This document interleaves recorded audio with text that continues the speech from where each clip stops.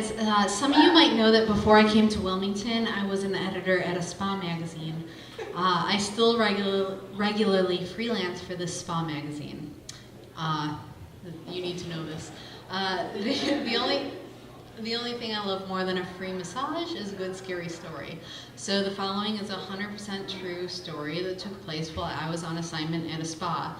And I would like to dedicate it to my good friend Chrissy Hennessy, who, when I told her this story while we were jogging, told me to write it down.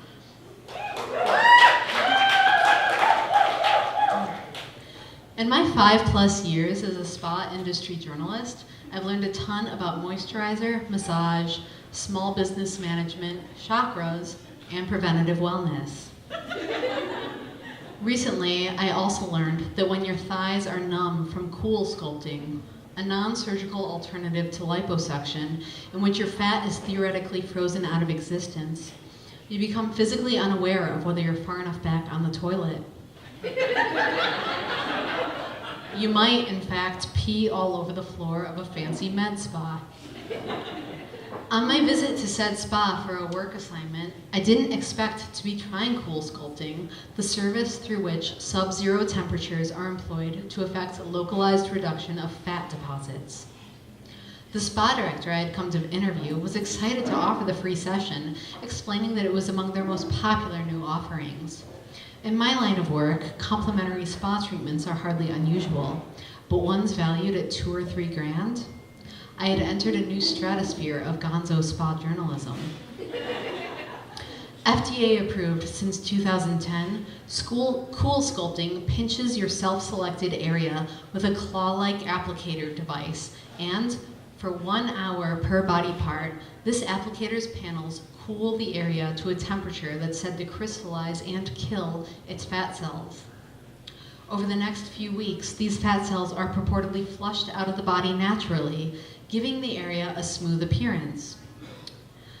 I admit that I've never been fully satisfied with my physique, despite years of marathon training, yoga, Spanx, and the occasional purchase of metabolism tea. Would these spa pros, I wondered, have even offered cool sculpting to someone with a better figure? Would my feminist friends and boyfriend think less of me for pursuing societal beauty standards via the methodical murder of my own cells?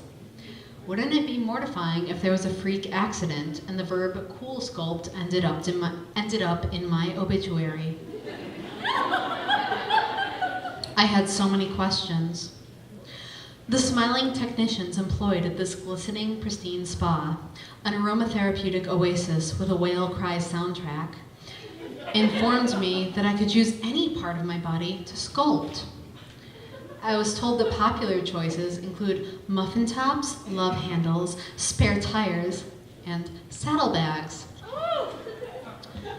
As I tried to recall which part of my body I most loathed, I realized how far I'd come in the body positivity department. After dieting my way through high school and wasting countless hours of college scrutinizing myself in the mirror, my body insecurities had indeed diminished. I wish I could chalk this up to a true sense of comfort in my own skin, but I think the truth is that by the time you're past 30, you have so many anxieties unrelated to societal beauty standards that those concerns fall further down the list. You start to look outward at the world rather than down at your too bony or too bulbous or too lumpy or too whatever ass. At least, that's the hope.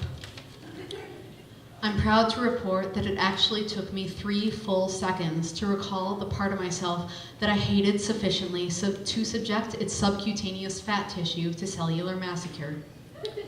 My inner thighs. Now, this isn't a weight loss procedure per se, said the spa tech performing my procedure.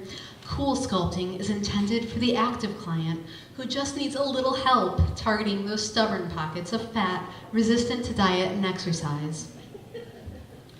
First, this spa tech would need to assess my problem areas.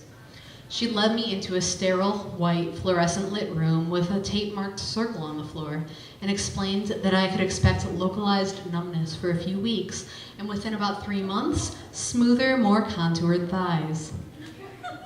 Then she had me take off all of my clothes, save for a diaper-type garment she secured around my waist. The fact that I did not ask why my shoes, socks, and bra had to go, how they even factored into the fate of my thighs, should probably raise some questions about my fitness for spa journalism. This stranger circled me slowly, scrutinizing my naked flesh, and scribbled something down on her clipboard. Then she turned and reached into a cabinet and retrieved a red Sharpie and a large Polaroid camera. It was time to take before pictures. She proceeded to use the permanent marker to trace X's all over problematic pockets of my thighs. This is where it gets scary. And then she took photos of me from all angles. With all the self-love I could muster, I reminded myself that my legs were good, that I was lucky to have them, that they'd carry me to the finish lines of marathons, that they'd afforded me great hikes, some great sex, some great times on the dance floor. The technicians led me to another, more dimly lit and lavender-smelling room, where I was to climb onto a recliner next to a cool sculpting device. The clamping, I was told, would be extremely cold. After I swaddled myself in blankets, the tech had me stand up and grab a fistful of my own graffitied thigh flesh.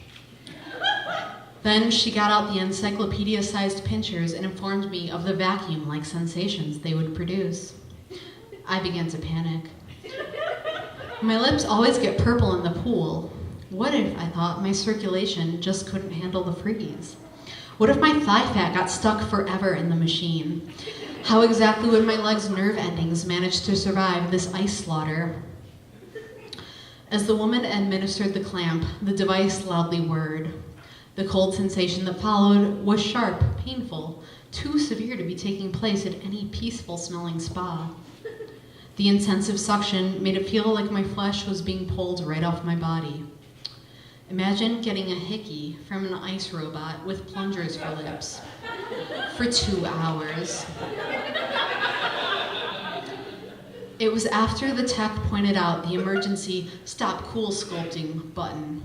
You have 10 minutes to halt the machine if you just can't handle it. And left the treatment room that the cold began to feel normal, neutral. My body even got used to the clamp. I text-informed a friend that, should I die in there, she was in charge of curating an attractive photo montage for the news. After 2 hours of this, the tech unclamped me and performed a painful massage, which was really a 2-minute thigh beating to reawaken frozen tissue. I asked to use the restroom and surreptitiously cleaned my own urine off the floor. I left the spa with instructions to expect red, numb, and bruised thighs for the next few weeks. The driver's seat of my car was not unlike the toilet in that I had little sense of where on it I was sitting. I was perched atop a chunk of my body I couldn't even feel, that didn't even feel connected to the rest of me. When I got home, I jumped into the shower. The idea was to scrub myself clean of demarcation before my boyfriend came home from work and became privy to the highlighted problem areas this procedure had been so kind to point out. However, as I began to scrub, I realized that permanent marker on skin is like red wine on a cotton dress. It just won't come off. Unfortunately, my paramour came home early, unbeknownst to me, abruptly drew the curtain and scared me in there. This is in the shower. My body was covered in pinkish suds, yet I'd only slightly diminished the redness of the marks, giving my legs the appearance, apparently, that I was badly bleeding. This was not the sexy shower my man had been anticipating. "Baby, what happened?" he yelled. "You have lacerations all over your legs." Sheepishly, I explained. While relieved that I was not, in fact, nonchalantly bleeding to death, my man was not pleased to hear that this was wreckage care of a comped cool sculpting session. "You underwent a voluntary medical procedure for a fucking spa story?" Had he never heard of gonzo journalism? He ignored this question. What if you end up with permanent nerve damage? Cool sculpting, I repeated from what I'd learned from earlier at the spa, was developed by Harvard scientists. Nothing could possibly go wrong. You were fine the way you were.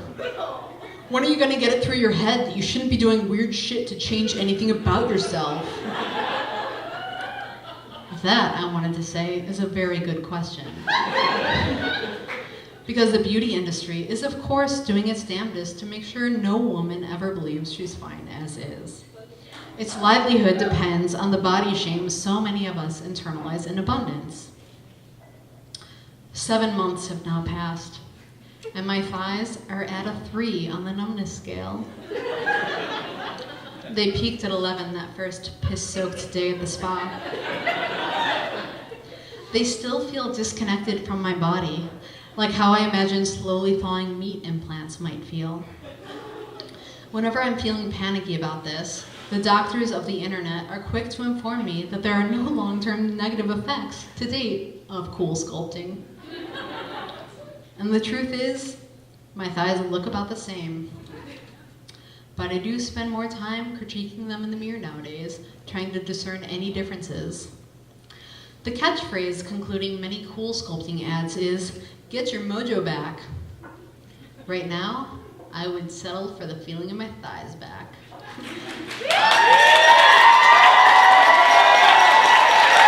Really quick, guys, there's a cool sculpting billboard at Market and Gordon. Beware.